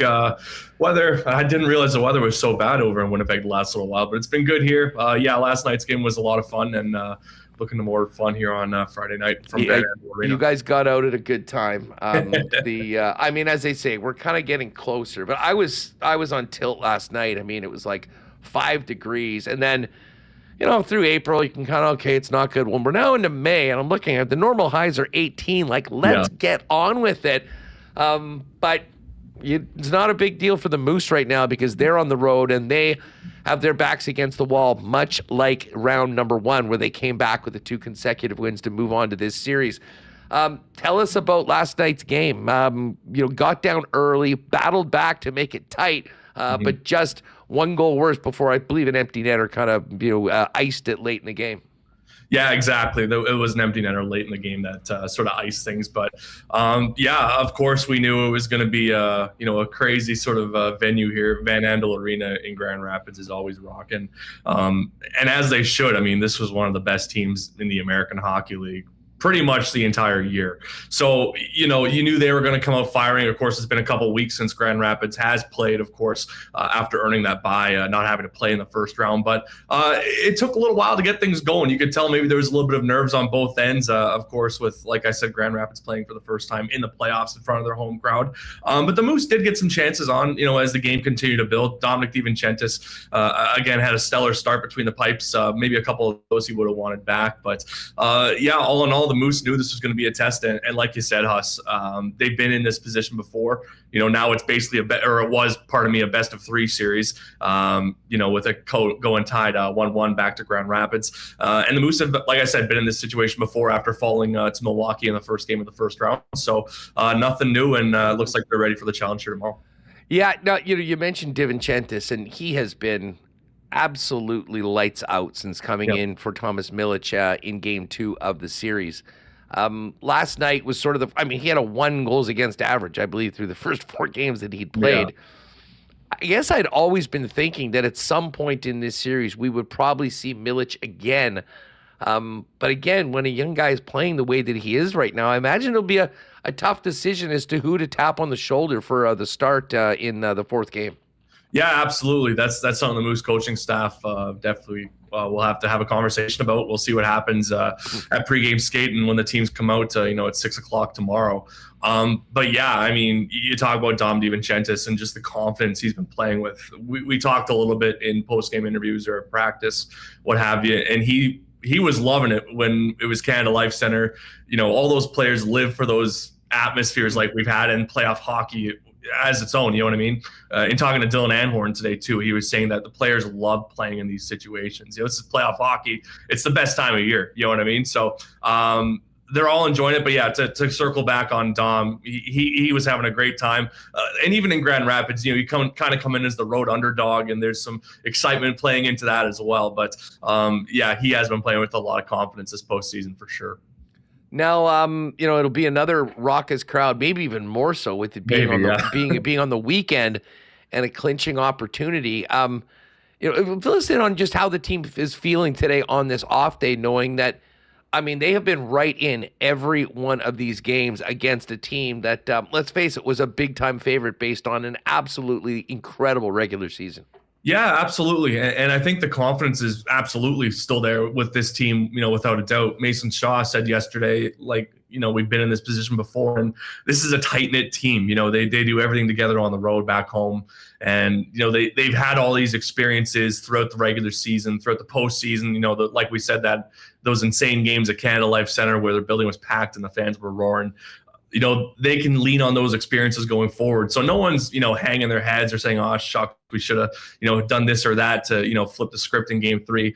Everyone still has a lot of confidence in themselves, and that's going to bode well for them going forward. I see Braden Yeager got back on the score sheet last night, assisting on the goal from Samuel Fagemo. And I mean, Mason Shaw, I think, has had just an awesome playoff. I thought Walker Duehr really stood out in game number 2. It seems like a bunch of different guys have had the opportunities. I guess the biggest question is, do they need to do a little bit more to get a few past Pastrava, who has been the equal of Dom DiVincentis? I mean, this game, the series has featured such incredible goaltending, which frankly is something that Grand Rapids has had a lot of this season. 2 great goaltenders, right? Sebastian Cossa is their other goaltender who we haven't can't even get in. Can't get in. Yeah, Pastrava's been pretty solid between the pipes. You can't change that up for sure. But we talked, like I said, Dylan Anhorn this morning, and he said, they have 4 great lines, 3 great deep pairings, and 2 great goalies. They're the best team in the league for a reason. But they did admit that there were some areas they could clean up. Maybe a bit of a stronger forecheck, maybe making it a little more difficult for Pastrava to see those pucks. But they know what they need to do, and it's just a matter of going out there and executing it. Again, the Moose coaching staff has done a great job of getting these guys ready. They've seen this team 8 times during the regular season. Whether here or in Grand Rapids. So the pre-scout's pretty good. They know what they need to do. It's just a matter of executing it now. I imagine a bit of a quiet day of R&R for the team, considering the hope is that they'll be playing back-to-back elimination games on the weekend, starting with game 4 tomorrow night. Yeah, it was just a little rest day today. Guys came in for a stretch. The scratches hit the ice. But, yeah, everyone's getting locked and loaded. It's going to be a fun time. I am anticipating it to be a little more rowdy inside the Van Andel Arena, tomorrow, just after looking at some of the ticket sales. But like I said, the Moose love that pressure. They love playing in these intense games, and it's going to be a lot of fun. Goose, fill us in. I mean, there's a lot of people that have been really enjoying this playoff run. You're there, obviously, Dan Fink. Fill us in on what you got cooking at the site, social-wise, so people can get all the sights and sounds with the team on the road heading into this big game 4 tomorrow night. Yeah, absolutely. First off, we got to shout out Finker. It's his birthday today, so hey, happy birthday, Fink. Hope he's having a great day today. But yeah, we're always cooking up as much as we can here. It's such a blessing and an honor to be able to come on the road for these road trips. So trying to make it feel like you guys are right here with us. So whether it's practice content, behind the scenes content, you can find it all of our Moose socials and moosehockey.com, and of course Flow Hockey, AHL TV on Flow Hockey, to get yourself tuned in for what should be an exciting next 2 games here in Grand Rapids. Let's get a win tomorrow night and put you guys to work on Saturday. Yes, sir. We would love that very much. Thanks so much, Goose. Great stuff. And as I say, fingers crossed, we'll be talking about a big game 5 Saturday night to see who moves on at Van Andel Arena. 6 p.m. Winnipeg start time tomorrow for the Moose and the Griffins. Be well, and good luck to the squad tomorrow. Cheers, Huss. Thanks very much. Take care. Right on. There's Austin Siragusa with the Manitoba Moose. Moosehockey.com, and of course, Manitoba Moose on all of the socials. All right, we are going to have a kind of a special segment. I mentioned over the course of the week we're going to be doing a few more of these with our friends at Travel Manitoba coming up. So we're going to bring in Michael Grajewski in just a second. Speaking of getting out and seeing the greatness of our province, might I put Aikens Lake right near the top of that list if you like putting a line in the water. Aikens Lake is a world-class fly-in fishing destination where you can be on the water in less than 2 hours from the city of Winnipeg. And as incredible as the amazing fishing is, the hospitality and the scenery at Aikens Lake might be even better. Go to aikenslake.com to find out more on options for Aikens Lake trips and visits this summer. Booking well into the summer right now at over 80% full for the year. And of course, Pitt and the gang there will let you know when you can get up there, what sort of options there are. And hopefully we'll see you at Aikens Lake at some point later on this year. I can't wait. I'm going to be up there towards the end of May, and I'm counting down the days for that. Also, now that the sun's finally shining, we might get on with spring and summer. Can't wait to start swinging them over at Breezy Bend. Great partners of ours since we began Winnipeg Sports Talk. and of course, one of Manitoba's top private courses. If you're thinking about a long-term home for you and your family at one of the top tracks in the city, Breezy Bend is right there. You should go to breezybend.ca for more information on membership and all the amazing improvements on and off the course. You can also give a call at 895-7205 and talk to our pal Corey Johnson about everything going on at Breezy Bend this year. Yes, as I mentioned, we are going to get you ready for May long weekend and getting outside and teaming up with our friends at Travel Manitoba on some really fun content coming up over the course of the summer into the fall. But speaking of local, before we let you know some great spots in and around the province to get to for May long weekend with Michael Grajewski, we should give a big cheers to our friends at Winnipeg's favorite local brewery, Little Brown Jug. You train day in and day out, learning new techniques, approaching new concepts, and living out the thrill of achieving your goals. Building a craft beer is no different. While you spend your hours on the ice, we spend ours here, brewing our trademark beer. Again, and again. Here's to pushing the status quo and challenging ourselves to build something memorable. 1919 by Little Brown Jug.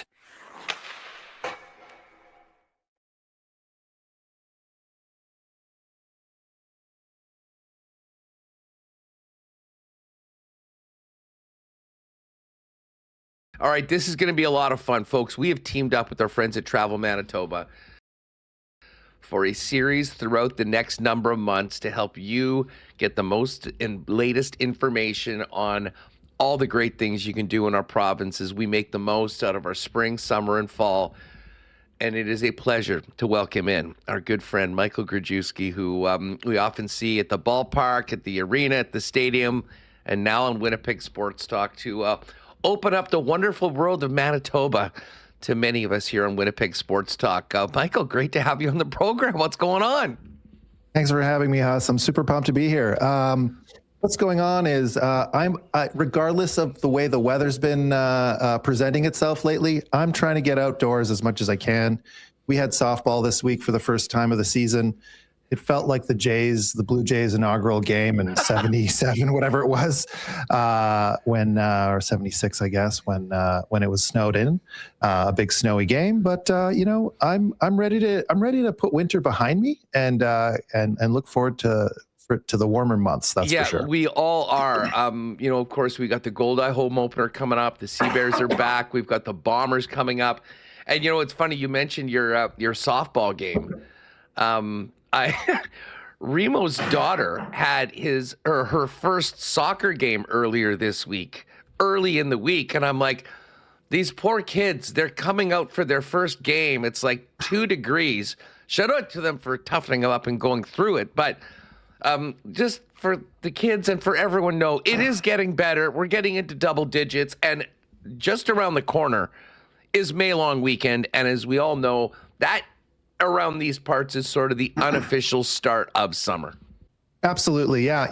You're able to book out camping now, and that's the thing that I'm here to talk about. All the different camping options you have in the province over the summer. My family, we always go camping in Winnipeg in Clear Lake, in Riding Mountain National Park, in the Winnipeg campground, and we're tent campers, and it's great because it's right at the town site. So you have lots of options in terms of how far you want to go in being outdoorsy.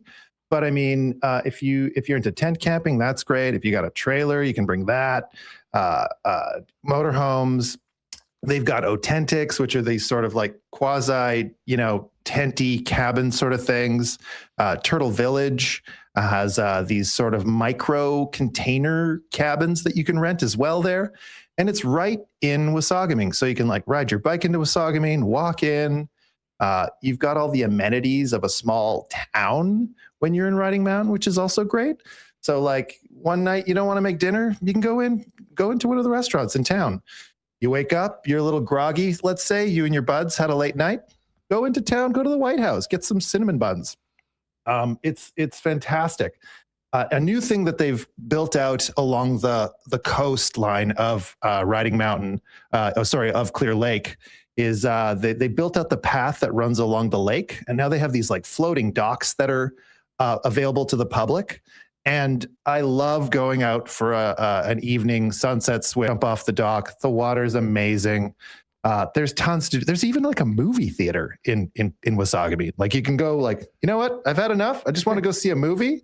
You can even do that. It's amazing. It's funny you bring that up because I had been, I've been a Lake Winnipeg guy for most of my life. I've spent a lot of time heading out east, but I hadn't really been west before. And a good friend of mine actually got married there a number of years ago and went out there. And that was my first exposure to Clear Lake and Wasagami, but also riding Mountain National Park. And it's important to note that this is not just a provincial park, like a national park, and the resources there, the beauty. And I'll be honest, if you've been spending most of your time in Winnipeg or east of it, a very different just landscape from what we have in most of the prairies.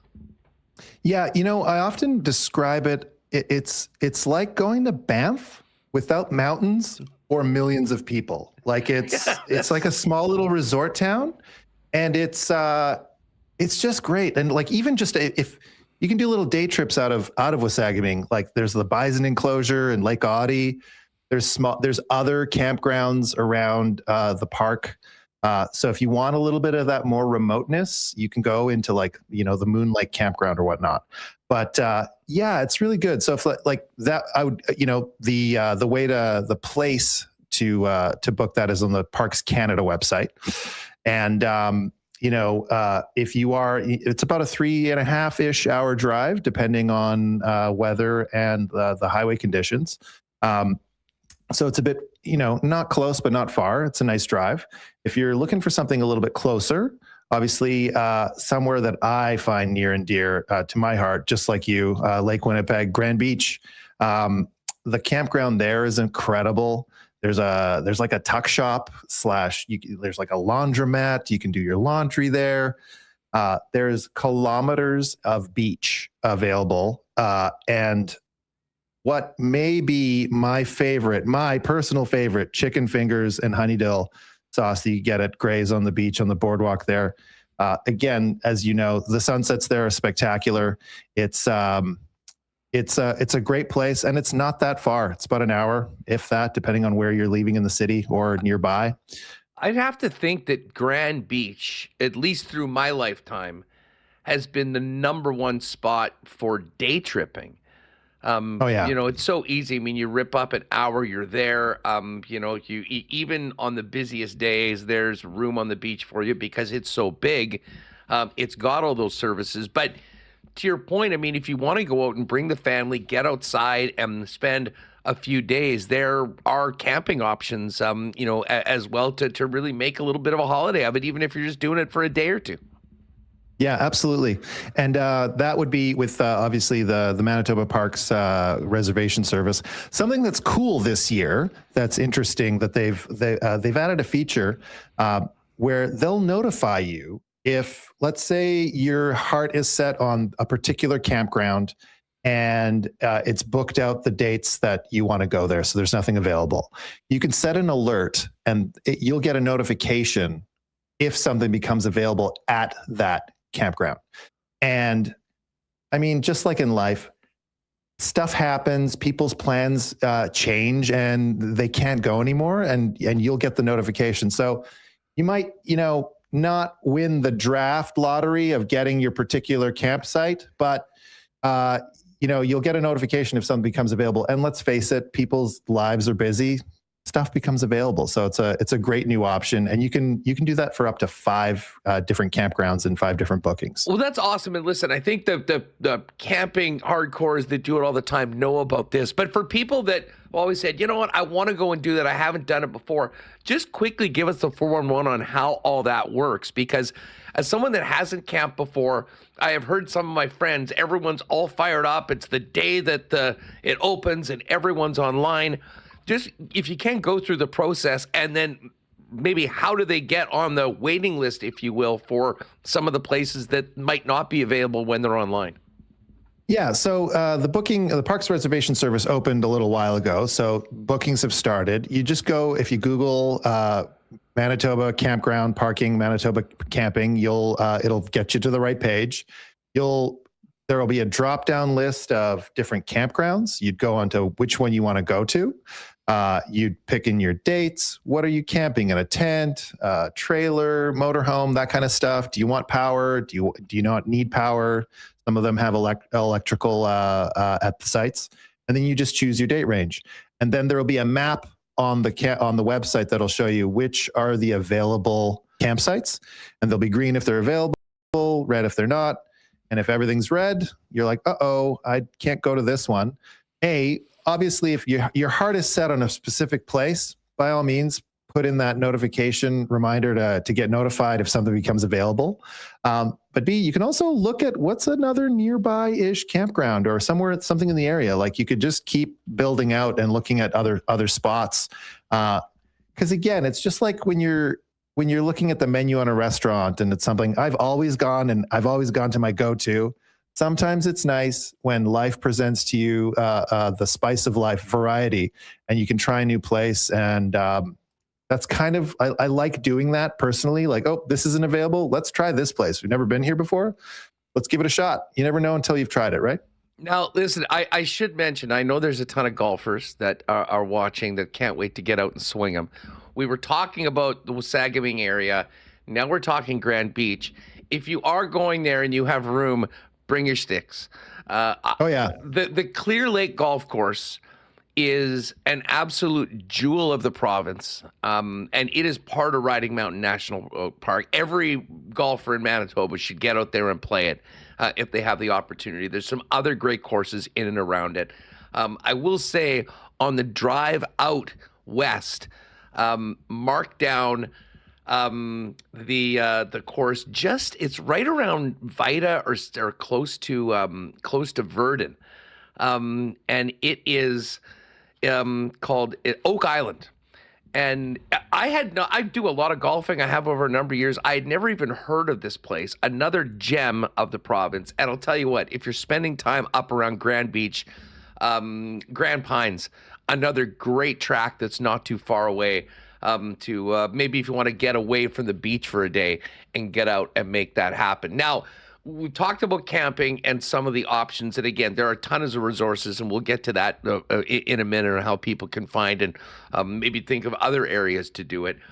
But over the last few years, I have heard the term glamping.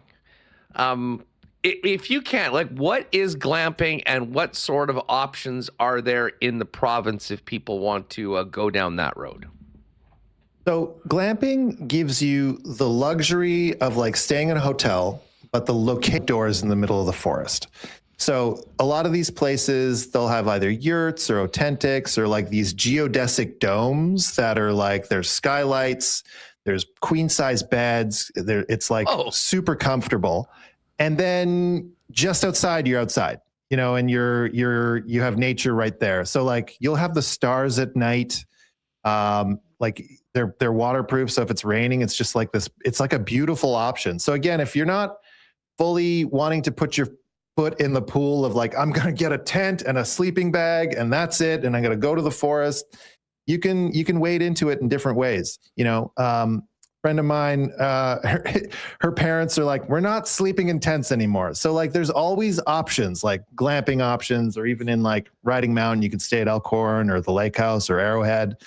How far you want to go on this journey outdoors and where you stay and how you stay, it just depends on your own preferences. And there's always options. Now, do we find those? Well, we're going to be getting into a little bit more of the hunting and fishing scene in and around Manitoba in future weeks, as well as talk about tons of the festivals and some of the sort of hidden jewels of the province that people might want to put on their list to get out if they're getting outside of the city or doing a little bit of traveling in and around our beautiful province this year. Michal Grajewski is with us from Travel Manitoba. So we're thinking about going out west to the Clear Lake Riding Mountain area. Got to hit Grand Beach. I'm bringing my golf clubs. We may stay in a bed in one of the glamping areas that we can get to. But we are just scratching the surface of what this province has to offer. We're going to be out at Travel Manitoba, checking out, making some plans. And then also very look forward. We'll do a little tease here, Michael. we're going to be teaming up and doing some fun things around the great sporting experiences that we all like to enjoy here in Winnipeg. And this is a fun time of the season because the Bombers are back, the Goldeyes are back, the Sea Bears are back. For a sports fan, this is also one of the best times of the year. And I can't wait to hook up with you and kind of show some people in and around Winnipeg and outside of it what we've got going on here in Manitoba. I'm super, super pumped. Thanks for having me, Huss. This was an absolute pleasure. Again, all social media channels, make sure you're giving a follow at Travel Manitoba. And if you want more information on the camping scene and the upcoming summer and great things to do for May long weekend, go to travelmanitoba.com. Michael, thanks for doing this. We'll look forward to catching up with you soon, pal. Absolutely. Take care, Huss. All right, great stuff with Michael on the program today. And yeah, we're doing a show. Bomber Home Opener Day, June 11th, down at the Visitors Information Center at the Forks. And for all of you that maybe are checking out the program from outside of the city or the province, if you are coming here this summer, that is a must start to get the most out of your trip to the Peg and to Manitoba during the summer. And as I say, keep your eyes on our social channels. We got some fun stuff coming up with Michael and the gang over at Travel MB. All right, let's get Remo back in here.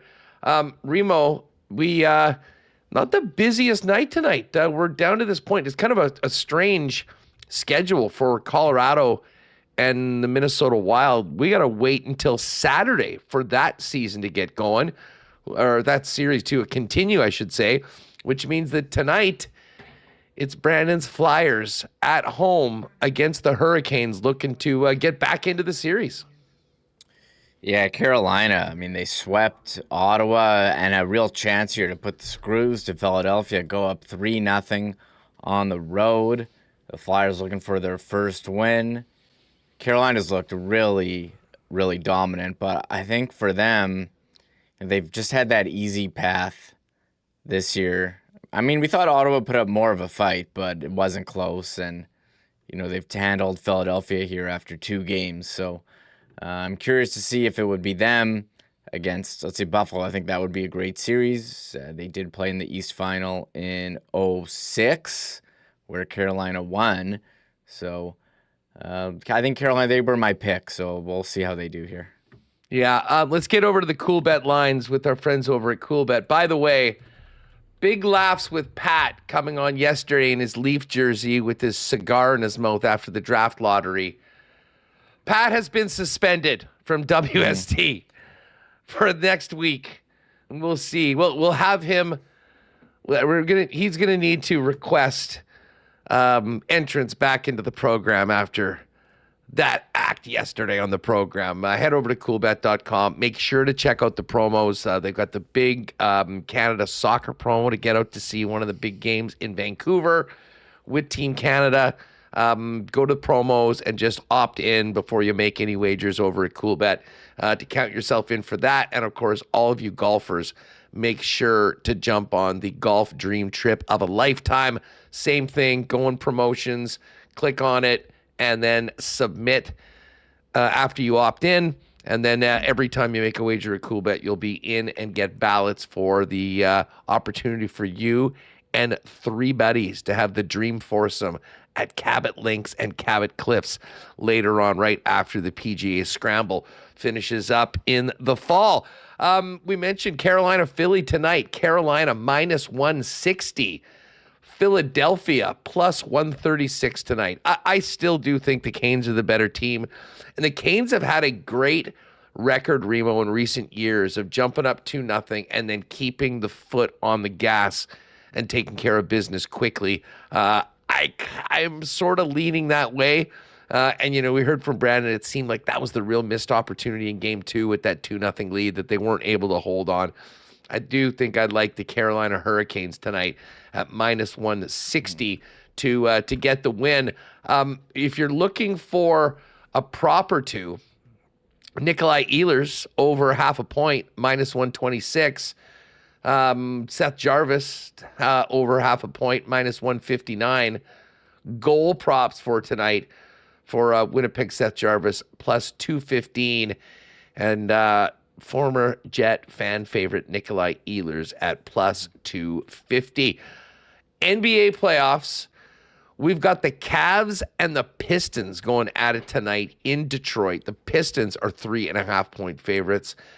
I have to laugh, Reem. The Lakers and OKC Thunder. I mean, I knew that OKC was a massive favorite to win this series. They're minus 175 to win the entire championship right now, which is crazy low number when there's 8 teams left.